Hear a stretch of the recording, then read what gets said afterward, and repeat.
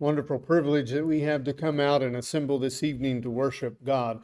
We wrapped up our lesson this morning, 3 lessons on, I guess you could call it a series, on struggling with burdens that we all must bear. And I thought this would tie in well with that lesson for a couple of reasons, because debt often becomes a crushing burden on us and causes all kinds of social, emotional, and mental problems. Jenny asked if that was us in that picture. I said, well, I could get an AI and have them put our faces on that picture if you wanted to. Just kidding. It's not us. But many marriages, and some polls show as many as 1 in 5, others have it closer to 40%, have ended because of financial problems. 54% of people that were surveyed in one that I looked at view having a partner in debt as a major reason to consider divorce. So it can bring undue amounts of stress on us if not handled properly. I mentioned this passage, this verse in Romans chapter 13 that we're going to look at in a moment, because some people claim, and sadly many Christians say this, that it is a sin to be in debt because of what Romans 13 and verse 8 says. I don't believe it is, and I believe we will look at that and prove that throughout this lesson. As I've mentioned before, I do listen to Dave Ramsey a lot. Jenny loves when I talk to her and tell her about the calls on the show, but I enjoy his advice, and mainly I listen because it makes me feel better about myself, because the people that call him are in a mess. Just a whole bunch of messes because of bad, extremely bad and irresponsible financial decisions. And he will preach that having debt is a sin, that it's wrong. It's against the Bible. And he'll quote a verse. And if you listen to him, you'll know what verse I'm going to pull up here in just a minute, because he says it's wrong. But that's not what the scriptures teach. In our society, debt is common, and I would say that it's necessary for most of us. I don't know of many that are independently wealthy enough to plunk down the amount of cash that it would take to buy a house or a decent car. Doug might be able to, or Tom, but most of us have to have that financed for a year or two at least. And sometimes we use it just to use other people's money. When we bought our hot tub, Watson's had a great deal for 0% interest. And I said, well, it hurts less when I take out like $100 at a time versus all of it at once. So we did that and didn't pay any interest, and no sin in that, and we'll show why. But sometimes it's very easy to go into debt for bigger purchases, sometimes for emergencies, and some of those choices we don't have any choice in because the situation decides for us, and we have to do that. Some debt is made because we're wanting things that we can't afford and don't need. But many, as I said, and sadly some that are probably members of the Lord's Church are buying into this idea that because of Romans chapter 13 and verse 8, and use that as one verse to say that debt is sinful. So in their minds, it's wrong for a Christian to have any debt. Romans 13 and verse 8, Paul says, owe no one anything except to love one another, for he who loves one another has fulfilled the law. Now, Dave always explained this verse very well, not Dave Ramsey, Dave Stansberry. Dave explained that very well, and he made it simple. If you pay your bills, then you don't owe them anymore because you have paid what you were under obligation to do so. And to me, that's a very good way of thinking about it. Do I still owe if I have made that payment? If we make an agreement that I'm going to pay you this much money for set amount of months, and I fulfill my end of that bargain, then are we in debt the way that Paul is talking about? To owe, do we owe on that? Now, there are people that we know some that would do this, but they take out a loan knowing full well that they're not going to pay $1 back on that. They have signed their name agreeing to do something with no intentions of ever repaying it. But there are also some people who get overwhelmed with debt. That can be very dangerous. Credit is something that should be taught probably more than it is now, so that we understand that. And you just all of a sudden have more, and these people that call in the Ramsey Show do that. We've got, $500,000 or more in debt. Well, what in the world did you do? Well, I bought this and this and this. Just because the bank says it's okay doesn't necessarily mean that you can afford it. And debt is something that is pushed on us. It's marketed very well. Start noticing what's in your wallet. Start noticing the number of ads that you see that are going to fix whatever problem you have by taking out this loan, using this debt, using your credit. It can cause problems. But let's think back to Romans chapter 13. If we look at Romans chapter 13 and verse 8, and instead of just taking that one little verse out, and look at it in the entirety of the context of what Paul is talking about there, using this verse to justify finances only is taking that verse out of context. It could be used for our financial situation, but if we go back and we look at what Paul is talking about, starting in about verse 1 of Romans chapter 13, we'll see he's really talking about giving honor and respect and prayers and taxes to those who are due them. Doesn't that make more sense when we look at it in the context of a whole? Those that are deserving of our honor, we respect what they do. We're subject to them. So this verse has a much broader meaning than just don't owe anyone anything. That's not exactly what it's saying. And to handle the scriptures properly is always important. And to look at the context of how the verses are written and used and what's said around them and who they're said to, all of that makes a difference. And not just to study to prove a point. We can take one or two words or verses and twist them to mean something that they don't. Now, again, if I take out a loan and I have no intention of paying it back, then yes, I'm in violation of Romans 13 and verse 8. But this is not just that. That's not just what Paul is talking about. It could be owing, and it could be sinful to have debt. The scriptures gives us both warnings and principles on debt. Debt by itself is not sinful. But like with about everything else, I can make it sinful if I don't use caution and care and concern when I use it. So here are the key questions. How should a Christian view and handle debt in a way that honors God? And what are some of the warnings that we have on debt? Well, here's for the Ramsey fans. Debt brings bondage. He quotes this verse all the time, Proverbs chapter 22 and verse 7. He's always referring to this, probably at least once every show when somebody calls about debt. You're a slave if you have debt. Proverbs 22 and verse 7, the rich rules over the poor, and the borrower is servant to the lender. Now that's the New King James Version. The borrower is indebted to the lender. The English Standard Version translates that slave to the lender. In the original Hebrew word has a meaning closer to bondage. So probably slave is a little bit better translation than servant, because the slave relationship is very different from a servant relationship. It means a harsher master. And debt does limit our freedom emotionally, financially, and even spiritually if we enter into it with the wrong ideas. And it constrains some of our relationships because we are tied to that commitment that we make until we satisfy the loan. Being in debt places us under obligation and pressure sometimes. And before taking on that debt, we should think about that and recognize that loss of independence. Yes, I am going to agree to 36 or 48, or I don't know how long you can finance a car for. Some of the newer ones, probably 8 or 10 years at this point, to get the payments down to where they're manageable. I'm going to agree to do that, and that portion of my income is going to do that. Part of that problem, however, is that debt can lead to a presumption about the future. I'm going to buy on something, I'm going to assume and we look at James chapter 4,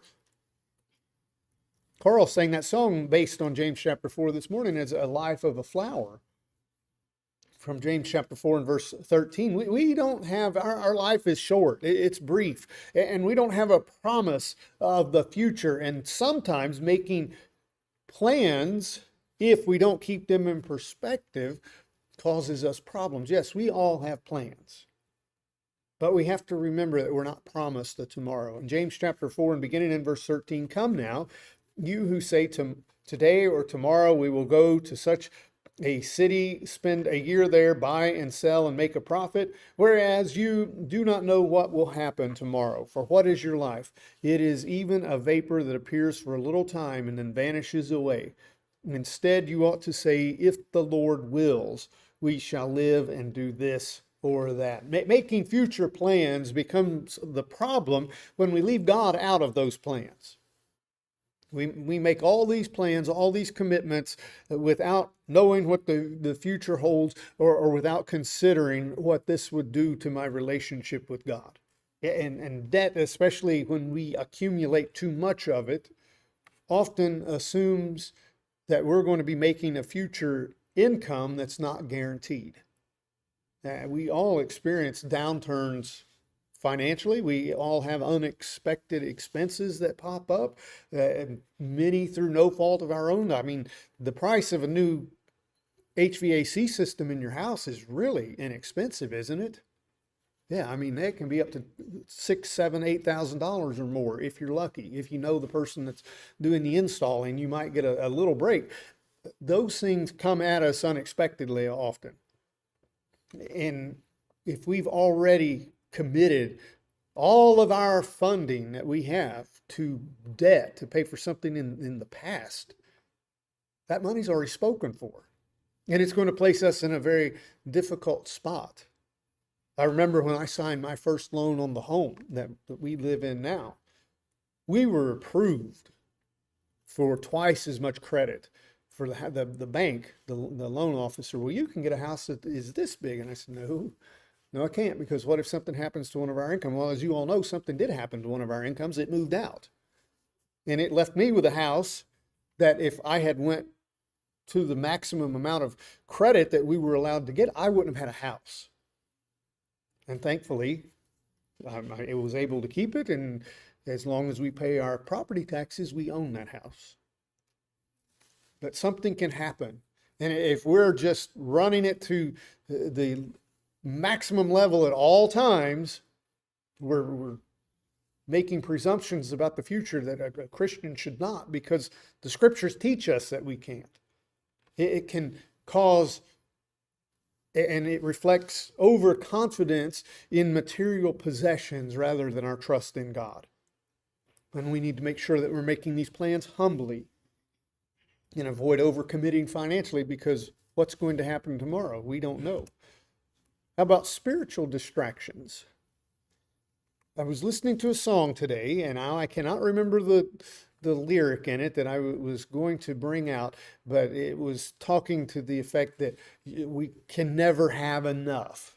No matter what it is, it's never enough to satisfy us, because we're always going to want more. Well, debt opens up that door, because I can go out and buy something that I can't afford. Matthew chapter 6 and verse 24. And through this end of the chapter here, Jesus is warning us about worry and distraction from what's really important and what we should be focusing on, and not worldly matters. When we do that, then they become our God. Matthew chapter 6 and verse 24, Jesus says, no one can serve two masters, for he will either hate the one and love the other, or else he will be loyal to the one and despise the other. You cannot serve God and mammon. We're going to serve God, or we're going to serve the world.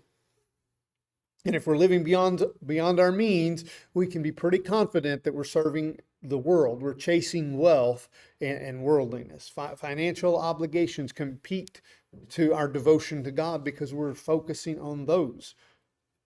Remember with the parable of the rich farmer, what did he begin with that? The two brothers came and were talking about dividing their inheritance. And Jesus said, your life, it does not consist of the abundance of the things that you possess. That's not what it's about. And stress from debt can consume those priorities. Jesus wraps up this teaching in Matthew 6 and about us stressing over things that are important, things that will take care of themselves, things that we should only be worrying about today. And he says in verse 33, but seek first the kingdom of God and his righteousness, and all these things shall be added unto you. Keep God first, not unnecessary financial burdens. Evaluate whether that debt is going to hinder my spiritual growth, whether we really need it. And before we sign that loan, make sure that we're doing it for the right reasons and not being distracted from our service to God by chasing after endless material possessions. And again, those people that call Ramsey, one lady, she bought her husband a brand new Harley so she could get the points on her credit card. They couldn't figure out, maybe Kathy should do that for Doug. They couldn't figure out why they were in debt. Well, the credit cards are at like a 29% interest rate. And she's getting a lot of points for that motorcycle because they're cheap. They're about as cheap as the HVAC in your house times 3 or 4, depending on which one you get. But make sure that we're not being distracted. It requires serious responsibility. Debt requires serious responsibility because we are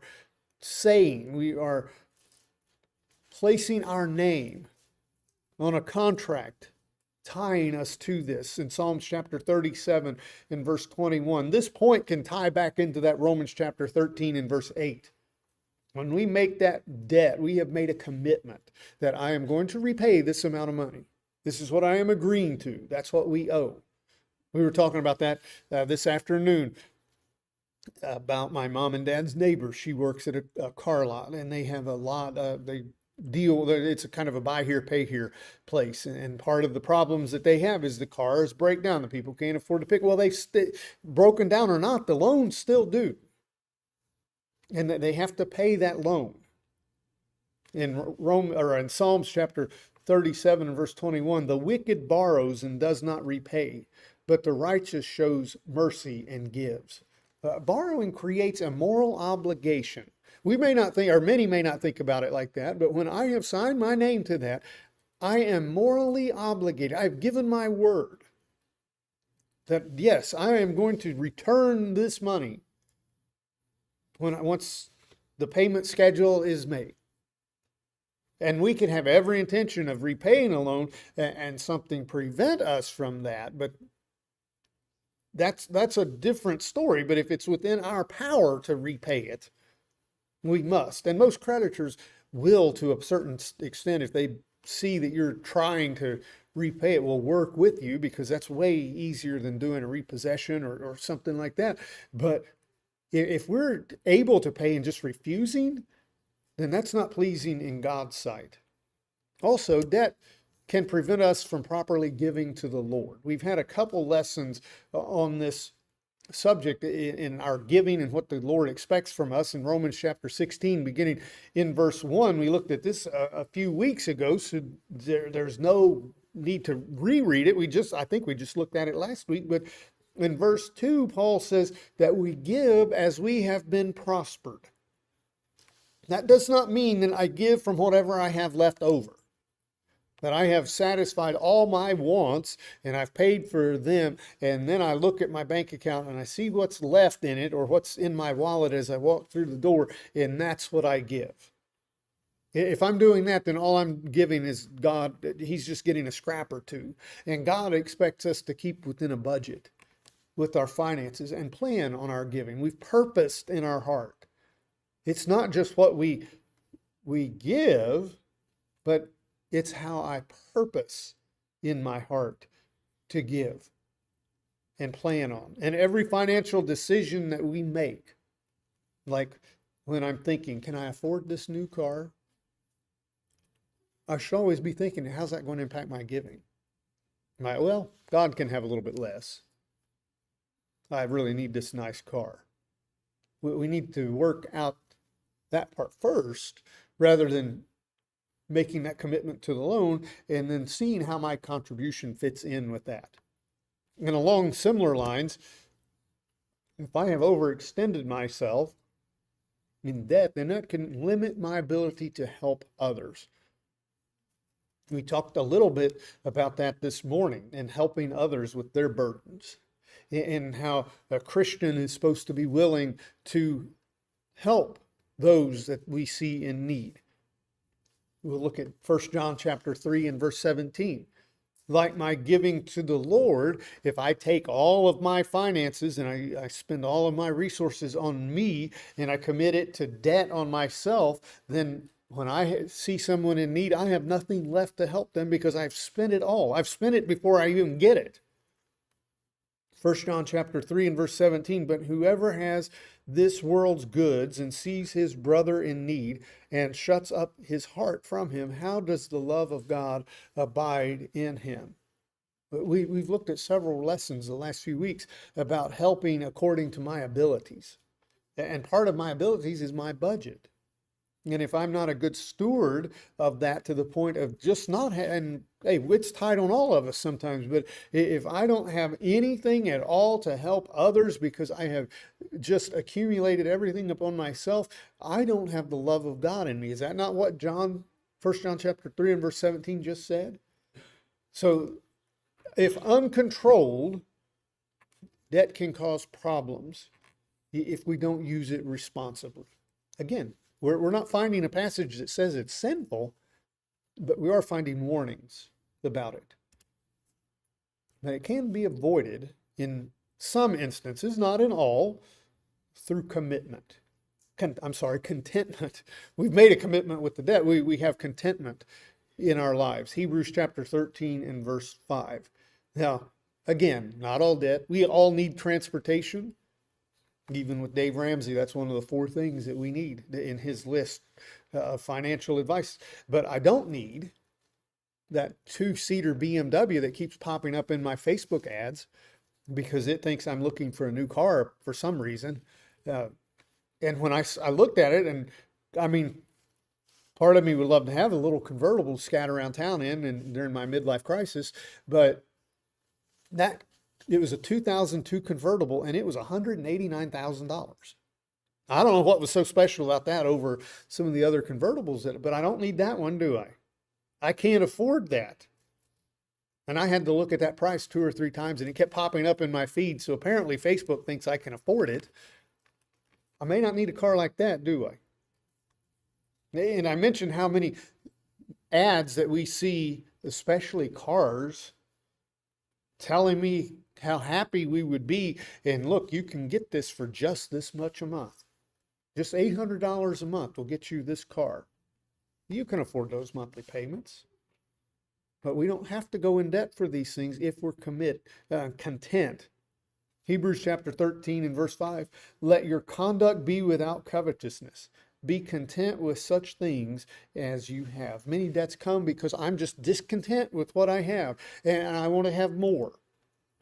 And again, those credit cards that many people will slap out really quickly, they have a 29% interest rate if you pay on time.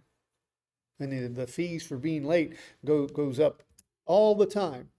But as a Christian, I'm to be focusing on what is godly. As Jesus said, having 2 masters, you can't have 2. You're going to serve one or the other. Well, I'm supposed to be focusing on godliness. 1 Timothy chapter 6 and beginning in verse 6. As Jesus was teaching there in Matthew 6, put God first, and then the worries of your daily life will take care of themselves. 1 Timothy chapter 6 and beginning in verse 6. Now godliness with contentment is great gain, for we brought nothing into this world, and it is certain we can carry nothing out. And having food and clothing, with these we shall be content. Put God first, and then contentment will follow, because I have my priorities right. We have an example of Solomon in Ecclesiastes chapter 5 and verse 10. He says, we will not be satisfied with things, with abundance. We're going to be wanting more and more. That's not what brings true satisfaction to our lives, if that's where we are looking for it. Ecclesiastes chapter 5 and verse 10, he who loves silver will not be satisfied with silver, nor he who loves abundance with increase. This also is vanity. And Solomon knew what he was talking about.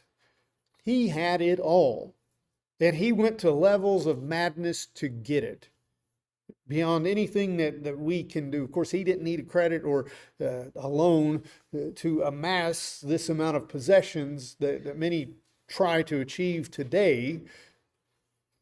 We're more worried about making the payments on it, but Solomon went to excess in every direction. He did not withhold anything from his eyes. And we just got the last 2 points there of the lesson. But in Ecclesiastes chapter 2, and beginning in verse 1, some people try to do this today.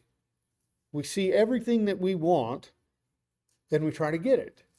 Whatever, and Solomon tells us here, whatever my heart's desire was, I went and got it, and I had it. Here he is in Ecclesiastes 2 and verse 1. I said to my heart, come now, I will test you with mirth, and therefore enjoy pleasure.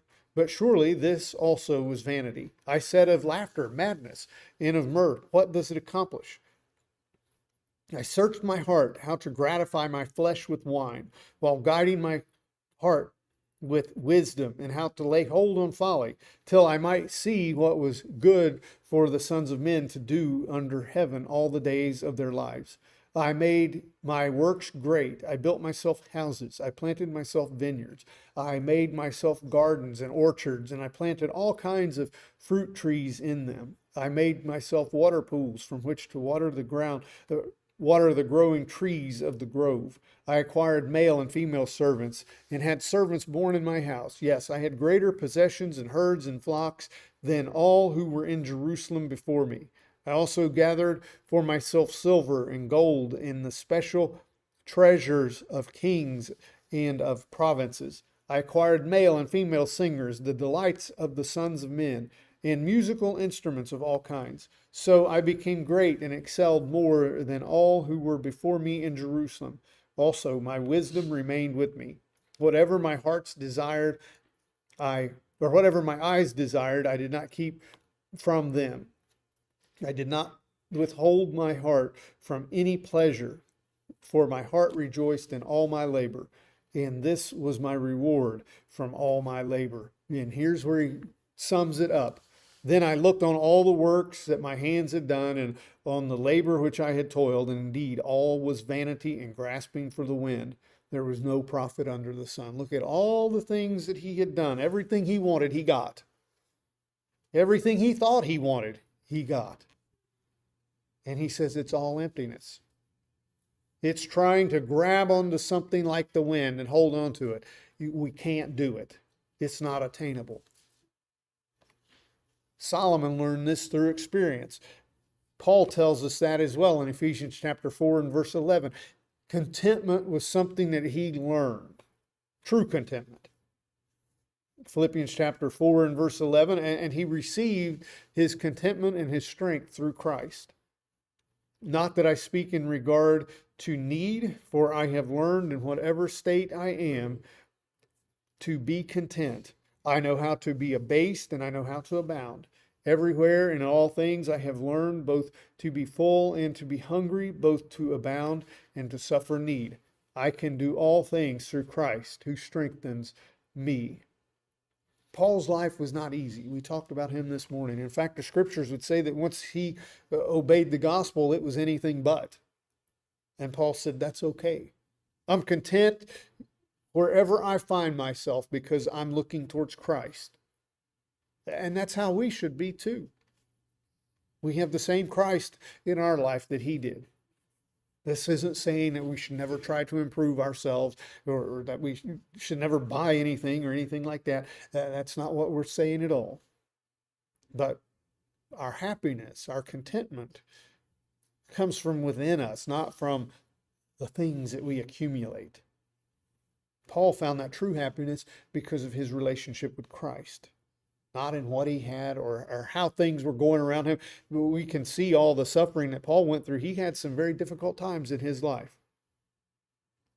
He didn't have to go find things to bring him happiness because he already had that contentment.